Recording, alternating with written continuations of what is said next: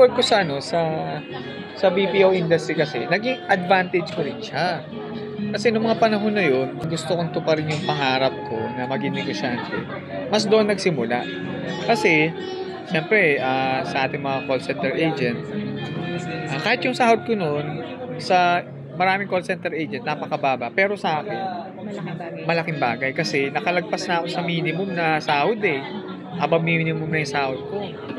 Dati kasi sahod ko 11,000, 10,000. Naging 13,500. Okay, malaking bagay. Malaking bagay yan noon. Tapos nung na-regular pa ako, naging 16. Mas malaking bagay. So nagamit ko siyang advantage para makapagsimula ng mga part-time business. Yung nagtayo ko ng business ng mga pabango. Ang pangalan ng company, Yes Fragrances. Ang meaning naman ng YES doon, Your Everyday Scent. Galing Yes Fragrances, Your Everyday Scent. Business ka talaga. Galing. Yun ang nangyari doon. Tapos ngayon, ayun nga, di ba, nag-operate nga siya for 2 years. Habang nag-work ako noon Kasi habang nag-work ako, ginagawa ko yung business. So, part-time, ganyan. Yung BPO industry din kasi, nagbigay sa akin ng advantage para makapag-aral ulit. Yung makapag-aral na hindi lang yung 4-year course ulit hindi lang basta formal education makapag-aral sa mga magagaling na mga teachers, like makapag-aral sa isang seminar ni ewan ko kilala mo si Peng Jun. Yan siya yung internet marketer yun Ang mahal ng tuition noon. Nakapag-pundar ka na ng properties. Mga sasakyan. Pero nga, sabi ko sa'yo, hindi nga ako marunong mag-drive. Yan mahirap, di ba?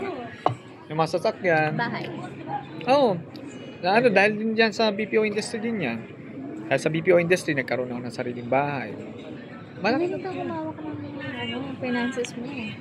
Masabi na, yes, I would say. Dahil din nga doon sa mga natutunan ko doon sa mga nababasa kong libro, hindi rin dahil sa BPO industry, hindi ko mabibili yung mga nababasa kong libro, mga na-attend akong mga seminars na mag-improve ng mindset. Kasi dahil yan sa BPO talaga. Kaya, malaki ang ambag sa akin ng BPO industry sa buhay ko as a business person. So, lang kasi, karamihan lang kasi sa mga nasa BPO industry, sa ngayon lalo na yung mga hindi nagsimula sa pinakamababang yung trabaho, hindi mo siya ma-appreciate yung finances mo kapag nagsimula ka talaga doon sa mismo BPO industry ka kaagad. Kasi hindi mo alam ang pakiramdam na nanggaling ka sa wala. Tapos nung nagkaroon ka, hindi mo siya ma-manage. Pero pag nanggaling ka sa pinakamababa, maintindihan mo ngayon paano i-manage ng maayos yung pera mo. So dahil nga nanggaling ako sa pinakamababa, napadpad ako sa BPO industry. So nandun na sa mindset ko na nanggaling ako dyan, kailangan ayusin ko yung how I handle my finances. Ako thankful ako sa BPO kasi kung hindi dahil sa BPO, hindi ganito kagaya yung work ko. Pero pag pag titignan mo rin in a good side, basta pag nanggaling ka doon sa pinakamahirap, financially, goods ang BPO industry mag-provide, lalo sa mga healthcare benefits. Yun nga hindi yung humiila sa akin noon na wag ka muna mag-resign sa company kasi yung health card, sayang yan, di ba? Kasi laking tulong ng health card talaga. Pero yun nga, dumating sa punto na naparesign din ako kasi nga kaya nang i-provide ng business ko yung pangangailangan ko versus din sa sobra-sobra pa. So, pero dahil din sa BPO industry, nakapag-aral din ako ng MBA program.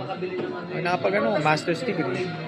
Kasi yung company mismo, talaga sila, yung open talaga sila sa yung makakapag-aral, Halos lahat naman na ng BPO may ganun sila. May assistance na sila sa mga education. gusto magtuloy sa pag-aaral.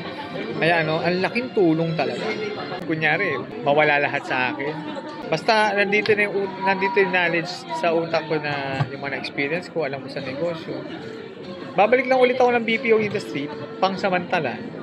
Tapos, i-gain ko lang ulit yung sarili ko. Tapos, negosyo ulit ako.